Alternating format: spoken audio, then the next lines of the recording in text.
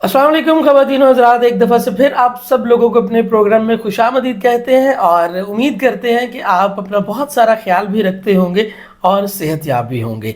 मैं और जहांगीर भाई एक दफ़ा फिर एक नए सवाल के साथ आप लोगों की खिदमत में हाजिर हैं।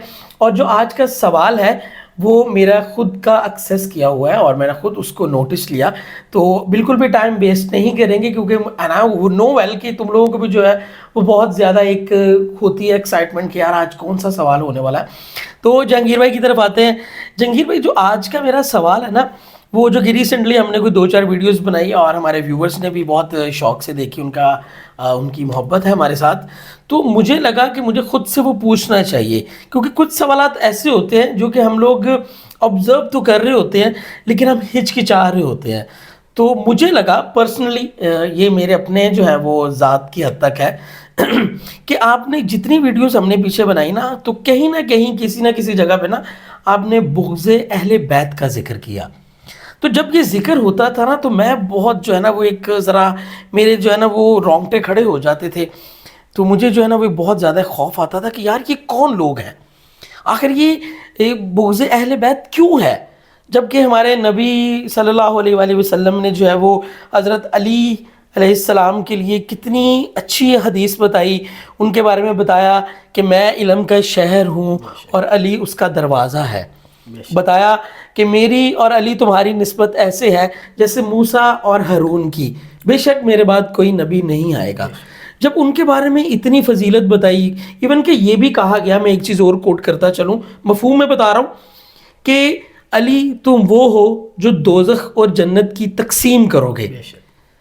तो सवाल मेरा ये है कि बुग़्ज़ अहले बैत क्यों है जब अली को मानने वाले सारे हैं और अहले बैत की सारी कदर करते हैं, तो फिर वो कौन लोग हैं? ये बुग़्ज़ अहले बैत आया कहाँ से? देखें कि मौला अली की जो दुश्मनी है ये दावत ज़ुल अशीरा से ही स्टार्ट हो गई थी। दावत ज़ुल अशीरा, ज़ुल अशीरा तो काइंडली आप बताएंगे ये क्या चीज़ है? खुरम भाई, दावत ज़ुल अशीरा वो दावत है जब नबी करीम ने सबसे पहले अपना ऐलान नबूवत किया था। ठीक है। ये सरकार अबू तालिब के घर में हुई थी और नबी करीम ने मक्का के लोगों को, उनके कबाइल के लोगों को बुलाया था कि जो है मेरे चचा हज़रत अबू तालिब के घर में आए, तो वहाँ पर दीन की दावत का आगाज़ होना था। अब उसमें जो है कुफार ने ये एक प्लान बनाया था कि यार हम जब जाएंगे तो ये दीन की दावत जब शुरू करेगा, इसकी सारी बात सुनने के बाद जो है हम इस पर इनकार कर देंगे, इसकी गवाही नहीं देंगे, तो इसका हौसला पस्त हो जाएगा। तो नबी करीम ने जब अपनी सारी बात मुकम्मल की, अपने दीन का बताया कि अल्लाह एक है, मैं उसका रसूल हूँ, तो लोगों के हजूम में सबसे पीछे से मौला अली अपने पंजों पर खड़े होकर उन्होंने कहा कि अशहदु अल्ला इलाहा इल्लल्लाह सुभान अल्लाह और अशहदु अन्ना मुहम्मद रसूलुल्लाह, कि मैं गवाही देता हूँ कि अल्लाह एक है और आप उसके रसूल हैं। अब कुफार का जो प्लान था वो तो मौला अली ने कर दिया, उसे मतलब ज़ाया कर दिया। ठीक है जी। तो उस दिन से ही मौला अली के लिए बुग़्ज़ शुरू हो गया। अगले दिन लोगों ने प्लान बनाया कि यार मतलब देखें ना कि एक जहालत के दौर में नबी करीम अल्लाह को मनवाने के लिए आए हैं, तो वो लोग जो बुतों की पूजा करते थे उन्हें अपना खुदा नज़र आ रहा था, वो उन लोगों के लिए ये चीज़ ऐसे ही थी कि जैसे यार ये एक मतलब गलत काम कर रहा है। तो लोगों ने प्लान बनाया कि यार हम जो है ना नबी करीम को बाज़ार में जो है इनका कत्ल कर देंगे। ये कुफार का प्लान था। तो अब सरकार अबू तालिब का मक्के में पूरा रोब और दबदबा भी था, मतलब ये सरकार अबू तालिब के होते हुए नबी करीम की ज़ात पर कोई हमला नहीं कर सकते थे। तो इन्होंने प्लान किया कि यार हम बच्चों को अपनी छतों पर चढ़ा देंगे पत्थर दे के, ये पत्थर मारेंगे और इस वक्त तक मारेंगे जब तक नबी करीम की जो है नाउज़ बिल्ला जो है ना जान ना निकल जाए। तो जब नबी करीम बाज़ार में गए तो बच्चे छतों पर चढ़े तो पीछे मौला अली साथ थे। अब उन बच्चों को पता था कि अगर हम हमला करेंगे तो साथ में मोहम्मद भी जो है वो अपना छोटा भाई लेके आ रहा है, वो साथ साथ है। ये हिफाजत रसूल है कि जो मौला अली अपने बचपन से कर रहे थे। वक्त गुजरता गया, कुछ लोग जो हैं वो इस्लाम में, दायरा इस्लाम में आ गए। नबी करीम ने जो है अपनी मेहनत से कुछ सहाबी इकट्ठे कर लिए। तो कुफार ने बदर के कुएं के करीब जो है ना वो एक जंग का ऐलान कर दिया। तो जब उस जंग के लिए कुफार आए तो कुफार को तो यही था कि यार ये जो लोग थोड़े से नबी के साथ, इस मोहम्मद के साथ गए भी हैं ना, ये हमारे ग़ुलाम थे, कुछ हमारे ग़ुलामों के ग़ुलाम थे, कुछ गरीब लोग हैं, ये फाकों से निढाल होंगे, ہم ان سب کو مار دیں گے. ٹھیک ہے. تو وہ بڑے آرام سے, مطلب ان کے لیے تو یہ بڑا ایک ایزی ٹارگٹ تھا. لیکن جب وہ بدر کے مقام پر پہنچے تو مولا علی نے ان کے ڈھونڈ ڈھونڈ کر سردار مارے, اور مین آف دی میچ مولا علی کو اس لیے کہا جاتا ہے بدر کا کہ صرف مولا علی ایک اکیلے نے کفار کے جو بڑے بڑے سردار تھے قبائل کے, ان کو جو ہے واصل جہنم کر دیا. اب دیکھیں کہ اس میں دین اللہ کا یا نبی کا بڑھ رہا ہے, لیکن دشمنی مولا علی کی بڑھ رہی ہے کہ مولا علی نے کفار کو واصل جہنم کیا. تو جب یہ لوگ باقی کے بچ کے بھاگ گئے تو 1 سال کے بعد احد کے مقام پر پھر سے جنگ کا اہتمام کیا گیا, جنگ کا اعلان کیا گیا کفار کی طرف سے.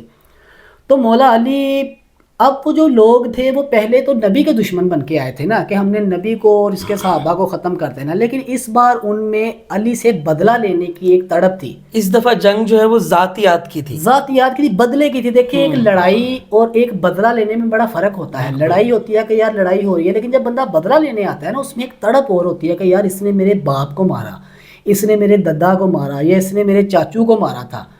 اب ان سب کے ذہن میں تھا علی کو نہیں چھوڑنا, علی کو نہیں چھوڑنا. حالانکہ مولا علی نے اپنی ذاتی مسئلے سے تو ان کو قتل ہی نہیں کیا تھا, اللہ کے دین کے لیے کیا تھا. تو اللہ کے دین کی وجہ سے مولا علی کی دشمنی بڑھ رہی ہے. یہی وجہ ہے کہ اللہ نے مولا علی کو بڑا مقام دیا ہے. اب تاریخ میں اس طرح ہی آہستہ آہستہ اگر آگے چلتے جائیں تو لوگ جوگ در جوگ اسلام میں آتے رہے, اسلام میں داخل ہوتے رہے. اس کے بعد بھی کافی جنگیں ہوئیں جن میں مولا علی نے بہت سے کفار کو واصل جہنم کیا, جس کی وجہ سے مولا علی کی دشمنی مزید دن بہ دن بڑھتی جا رہی ہے. ہجرت کے بعد اب ہم تاریخ سے کافی آگے جاتے ہیں کہ جب نبی کریم ہجرت کر کے مدینہ چلے گئے ہیں مکہ سے, اب اسلام عروج پر آ گیا ہے. اسلام میں ایک طاقت آ گئی ہے, لوگ جوگ در جوگ, مطلب اسلام کی تعداد بہت بڑھ گئی ہے. تو جب نبی کریم نے 1,00,000 صحابہ کا لشکر لے کے مکے کا محاصرہ کیا تو جو کل کا کافر تھا وہ ایمرجنسی میں مسلمان بن گیا, کیونکہ ان کو پتا تھا کہ نبی کریم کی ایک مجبوری ہے کہ نبی کریم جب آپ کلمہ پڑھ لیتے تھے نا تو نبی کریم آپ پر حملہ نہیں کرتے تھے, آپ کو کچھ کہتے نہیں تھے کہ یار یہ اس دائرہ اسلام میں آ گیا ہے. تو یہ جو کل کا کافر تھا یہ آج ایمرجنسی میں اس نے جو ہے نا اسلام کی قمیض تو پہن لی, لیکن یہ اندر سے منافق رہا, اندر سے منافق رہا. تو اللہ نے قرآن میں بھی ان کو مسلمان نہیں کہا اور نہ ہی کافر کہا, کیونکہ کافر تو یہ رہے نہیں. اللہ نے ان کو منافق کہا اور ان کے لیے پوری صورت اتری, سورہ المنافقون. اب انہوں نے اسلام کا لبادہ اوڑھ لیا لیکن اندر سے یہ منافق تھے. اب یہ بیٹھتے تو ایک صف میں صحابہ کے ساتھ بیٹھتے تھے, ایک صحابی ہو گئے تھے, لیکن ان کے دل میں علی کے لیے بغض تھا. اچھا یہ کیسے پتہ چلتا تھا؟ سر یہ دیکھیں, یہ پتہ اس طرح چلتا تھا نا کہ صحابہ, نبی کریم نے تو صاف الفاظ میں کہا کہ آپ کسی بھی محفل میں بیٹھے تو علی کا ذکر شروع کر دیں. اس کا چہرہ بتا دے گا آپ کے سامنے, جو مد مقابل شخص بیٹھا ہے اس کا چہرہ بتا دے گا کہ یہ منافق ہے یا مومن ہے. اگر تو وہ علی کا ذکر سن کے خوش ہوتا ہے تو وہ مومن ہے, اگر وہ علی کا ذکر سن کے چہرہ بگاڑتا ہے یا آگے سے کوئی مطلب ایک طنزیہ بات کرتا ہے تو وہ منافق ہے, وہ پکا منافق ہے. اب دیکھیں کہ جو یہ فتح مکہ پر لوگ مسلمان بھی ہوئے ہیں نا, تو اگر آپ کہیں کہ یار نہیں, اب مطلب ہم پہ اکثر اعتراض کیا جاتا ہے کہ یار وہ مسلمان تو ہو گئے, انہوں نے کلمہ تو پڑھ لیا. تو سر دیکھیں کہ واشی کو جب فتح مکہ پر نبی کریم کے پاس لایا گیا تو نبی کریم نے کہا تھا واشی, تو اس نے کہا یا رسول اللہ قاتل حمزہ, کہ تو نے میرے چچا حضرت حمزہ کا قتل کیا تھا؟ تو انہوں نے کہا کہ جی یا رسول اللہ. تو آپ نے کہا تھا کہ تو ایسا کر سکتا ہے تو میرے سامنے نہ آئے. اب دیکھیں کہ نبی نے ان کا اسلام قبول کر لیا لیکن انہیں دل سے معاف نہیں کیا, کیونکہ اگر معاف کیا ہوتا تو کہتے کہ ٹھیک ہے آپ میرے سامنے آؤ جاؤ, آپ نے اسلام قبول کر لیا, نبی ان کا اچھے طریقے سے استقبال کرتے. تو یہ مولا علی کی یہ وہ بغض ہے کہ جو مولا علی کے لیے دعوت ذوالشیرہ سے پل رہا تھا اور فتح مکہ تک. لیکن میرا سوال ابھی بھی وہی ہے کہ اس وقت سے لے کے 1400 سال بعد آج تک آج بھی ان لوگوں کا ذکر کیا جاتا ہے, خواہ وہ لوگ زندہ ہیں یا وہ دنیا سے جا چکے ہیں. اگر وہ لوگ زندہ ہیں تو وہ کون ہیں, کہاں پہ ہیں, کیسے پتہ چلے گا وہ کون لوگ ہیں؟ کیونکہ آج کل کے دور میں سوشل میڈیا کا دور ہے, بہت فاسٹ دور ہے, آپ کوئی بھی چیز جو ہے وہ آپ کے فوراً سامنے آ جاتی ہے انٹرنیٹ پہ. تو بہت سے ایسے پلیٹ فارمز ہیں جہاں پہ ہم لوگ ہر چیز دیکھتے ہیں, وہاں پہ بہت سی چیزیں ایسی سنی جاتی ہیں جو منبر رسول سے ہم تک پہنچتی ہیں. ہمیں کیسے پتہ چلے گا؟ ان کے ماننے والے بھی ہیں, ہر عالم دین کے ماننے والے بھی ہیں. آج کے دور میں اگر ہم کہنا چاہیں یا ہم ڈھونڈنا چاہیں کہ یار ایک بندہ جو ہے وہ اپنے دل میں بغض اہل بیت رکھتا ہے نعوذ باللہ, تو وہ کون لوگ ہیں آج کل کے دور میں؟ وہ کون لوگ ہیں؟ سر دیکھیں کہ جیسا کہ میں نے ذکر کیا منافقین, تو دیکھیں کہ جو اس وقت کے منافقین تھے انہوں نے شادیاں بھی کی ہوں گی. جب شادیاں کی تو ان کی اولادیں بھی ہوئی ہوں گی. جب ان کی اولادیں ہوئی ہیں تو ان کی اولادوں نے بھی شادیاں کی ہوں گی, اور یہ سلسلہ تسلسل سے چلتا آ رہا ہوگا. تو منافقین آج تک یہاں موجود ہیں, اس معاشرے میں موجود ہیں. اب ہم دیکھیں کہ بعض اوقات لوگوں کو پتہ بھی نہیں ہوتا اور وہ اہل بیت سے بغض رکھ رہے ہوتے ہیں. دیکھیں کہ اگر آپ کسی کے سامنے اہل بیت کا ذکر کرتے ہیں یا مولا علی کی شان بیان کرتے ہیں تو وہ فوراً سے کسی دوسری ہستی کا ذکر شروع کرتے, تو یہ بغض ہے. مطلب ہم کسی دوسری ہستی کے انکاری نہیں ہیں, پر جب بات علی کی شان کی ہو رہی ہے تو آپ کو تو یہ چاہیے تھا کہ اگر میں علی کی شان میں کوئی حدیث بیان کر رہا ہوں تو آپ بلکہ اس سے بہتر کوئی حدیث لے کے آتے کہ یار میں نے بھی یہ سنا ہے کہ نبی کریم نے مولا علی کے لیے یہ فرمایا. لیکن اگر آپ کسی دوسرے صحابی کا ذکر شروع کرتے ہیں, دیکھیں کہ ہمیں کسی دوسرے صحابی سے انکار نہیں ہے, لیکن بات ابھی علی کی ہو رہی ہے. مطلب کہ ایک دن ہے, اگر مدرس ڈے پہ آپ باپ کی شان بیان کرنا شروع کر دیں تو یہ بات سمجھ میں نہیں آئے گی کہ اگر آج مولا علی کا دن ہے تو مولا علی کا ذکر کیا جائے گا, اگر کل حضرت ابوذر غفاری کا دن ہے تو ہم اس کا ذکر کریں گے, ہم بھی بیان کریں گے کہ یار حضرت ابوذر غفاری جو ہیں وہ بہت اچھے صحابی ہیں, بہت معتبر ہستی ہیں, ہم ان کا ذکر کیوں نہیں کریں گے. لیکن اگر آپ مولا علی کا ذکر سنتے ہی کسی دوسری ہستی کا ذکر شروع کر دیں تو یہ بغض ہے نا.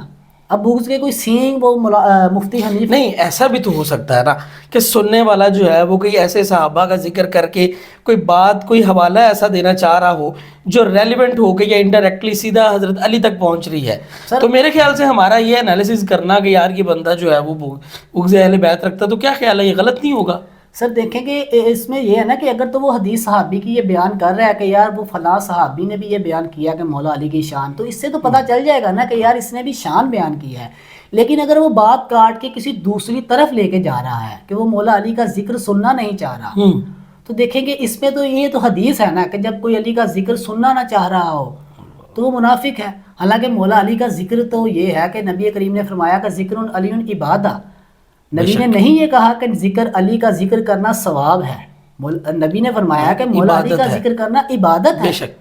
ذکر علی عبادہ, اپنی محفلوں کو ذکر علی سے زینت دو, اپنی محفلوں کو خوبصورت بناؤ علی کے ذکر سے. کہ آپ اگر بیٹھے ہیں اگر ہم یہ گفتگو کر رہے ہیں نا مولا علی کی شان میں تو یہ ہم عبادت کر رہے ہیں, کیونکہ ذکر علی عبادہ یہ نبی کی حدیث ہے. اور نبی نے فرمایا کہ علی کا چہرہ دیکھنا عبادت ہے. تو نبی کریم کو پتا تھا کہ یار علی سے محبت کرنے والے کچھ ایسے لوگ بھی آئیں گے جو میری امت میں بعد میں آئیں گے, وہ علی کا چہرہ نہیں دیکھ سکیں گے. تو ہمارے لیے نبی نے یہ آسانی پیدا کی کہ ذکر علی عبادہ, کہ آپ علی کا ذکر کر کے عبادت کر لیں. اب آج کے دور میں جو عام مسلمان ہے جسے پتہ نہیں ہے کہ وہ کس طرح مطلب مولا علی سے یا اہل بیت سے بغض رکھ رہا ہے, تو دیکھیے یہ منافقین جو ہیں وہ ہماری سنیت میں سنی بن کے داخل ہوئے. اگر خالص سنیت دیکھنی ہو تو آج کے دور میں علامہ یاسین قادری ہیں, آپ وہ دیکھیں کہ وہ خالص سنی ہیں, وہ اہل سنت کے منہج سے جو وہ بیان کر رہے ہیں وہ اہل سنت کا عقیدہ ہے. پر اہل سنت میں اب اس طرح کا مقام آ گیا ہے کہ آپ اہل بیت کا ذکر کریں تو آپ کو شیعہ کہہ دیتے ہیں. حالانکہ یہ کس نے یہ ڈیوائیڈیشن کس نے بنائی کہ یار جو علی کا ذکر میں جو ہے نا وہ آپ کی بات بالکل جو ہے وہ کلیئرلی اب سمجھ گیا ہوں, اور میں اس جواب کو بھی ڈیکوڈ کر چکا ہوں. جو مجھے سمجھ آ رہا ہے اور میں جو ناظرین کو بتانا چاہ رہا ہوں کہ مجھے ایسا لگ رہا ہے کہ بغض اہل بیت جو ہے نا وہ ایک عام مسلمان میں نہیں ہے. وہ اس طرح سے ہے کہ ہم تک جو لوگ دین پہنچا رہے ہیں, جو کچھ لوگ ایسے ہیں, بلکہ میجورٹی ان لوگوں کی ہے جو ممبر رسول کا غلط استعمال کر رہے ہیں. بے شک بہت یہاں پہ مین غلطی ہو رہی ہے کہ ہم تک جو ہے وہ, اب جس طرح ہم نے اس دن میں نے آپ سے ذکر کیا کہ یار اگر ہمیں علم جو ہے وہ حضرت علی سے اہل بیت سے کیوں نہیں لیا, ہم نے جو ہے وہ ادھر ارد گرد کے لوگ اس امام کو لے لیا, اس امام سے حوالہ لے لیا, اس کی سند اس کے ساتھ جوڑ دی. جب ہمارے پاس اہل بیت اس وقت موجود تھی تو ہم نے ان سے علم کیوں نہیں لیا. یہی وجہ آج ہے کہ ہم تک جو ہے وہ صحیح علم نہیں پہنچ رہا, جس کی وجہ سے ہماری نظر میں جو ہے وہ اہل بیت کی جو شان ہے, ان کے فضائل ہیں, ان کی جو ہے وہ ان کے جو سنت ہے ان کی وہ ہم تک صحیح پہنچائی ہی نہیں جا رہی. اہل بیت کی احادیث ہم تک صحیح پہنچائی ہی نہیں جا رہی. باقی سارے صحابہ کے سارے معاملات ہم تک پہنچ رہے ہیں جو کہ ہمارے لیے بہت جو ہے وہ باعث قدر ہے. بے شک بے شک. تو ہم چاہتے یہ ہیں کہ جو ہے کیونکہ آج کا سوال کرنے کا مقصد جہانگیر بھائی پتہ کیا تھا, کیونکہ لاسٹ ٹائم بھی آپ نے جو ریسنٹلی ایک جواب دیا نا, جب میں نے پوچھا کہ وہ کون سا ایسا عمل ہے جس سے انسان جو ہے وہ جنت میں چلا جائے, وہ ایک ایسا عمل, تو آپ نے صرف ایک مختصر سا جواب دیا تھا کہ محبت اہل بیت سے. تو تب بھی میں بڑا جو ہے وہ تھوڑا سا ایک گھبرایا, میں نے کہا یار میں یہ کسی دن پوچھوں گا, تو آج جو ہے وہ اللہ نے موقع دیا. سو میں بالکل کلیئر ہوں. تو جہانگیر بھائی لاسٹ میں آپ تھوڑا سا یہ بتائیں کہ اب جس طرح لوگ ہیں معصوم ہیں, لوگوں کو نہیں پتا کہ بھائی کس طرح سے جو ہے وہ کس کی بات سچ ہے یا غلط ماننی کہ نہیں پتہ چل رہا, تو اس بغض اہل بیت سے کیسے بچنا چاہیے؟ سر دیکھیں کہ آپ اگر کسی بھی عالم سے دین لے رہے ہیں تو سب سے پہلے تو یہ دیکھیں کہ وہ عالم جو ہے وہ مولا علی کی شان جو بیان کرتے وقت کسی چیز میں ڈنڈی تو نہیں مار رہا, کسی چیز کو چھپا تو نہیں رہا. کہ اگر آپ اس سے جا کے مولا علی کی شان میں کوئی حدیث پوچھتے ہیں تو وہ کہتا ہے کہ نہیں یہ حدیث سیرے سے ہے ہی نہیں, تو دیکھیں کہ اس کے دل میں بغض اہل بیت ہے. کہ دنیا میں کوئی ایسا خالص عالم نہیں ہوگا کہ جو مطلب جس کے پاس علم ہو لیکن وہ مولا علی کی شان بیان کرتے وقت گھبرائے. تو مولا علی کی شان یا اہل بیت کی شان بیان کرتے وقت اگر کوئی بندہ گھبرا رہا ہے یا وہ اس سے چھپاتا ہے تو اس کے دل میں بغض اہل بیت ہے. اور اگر کوئی بندہ آپ کو اہل بیت کی شان بیان کرنے پر یہ کہتا ہے کہ یار تم شیعہ تو نہیں ہوگے, اگر آپ کسی عالم کے پاس جا کے حدیث بیان کرتے ہیں کہ یار ذکر علی عبادہ, یا آپ کہتے ہیں کہ یار نبی کریم نے فرمایا کہ علی تم دوزخ اور جنت کی تقسیم کرنے والے ہو, ایسی احادیث بیان کرنے کے بعد اگر وہ سننے سے یہ کہتا ہے کہ یار تم شیعہ تو نہیں ہوگے یا تمہارا بیٹھنا شیعوں کے ساتھ تو نہیں ہے, تو دیکھ لیں کہ اس کے دل میں اہل بیت کی بغض ہے. کہ شیعہ ٹھیک ہے ان کا ایک اپنا عقیدہ ہے, وہ اس عقیدے پر رہیں, پر اہل بیت سب کے لیے ہیں. بے شک اہل بیت فرسٹ پریورٹی اہل بیت مسلمانوں کے لیے رہنما ہے, وہ کسی ایک مسلک یا کسی ایک کمیونٹی کے نہیں ہیں, ہم سب کے لیے ہیں.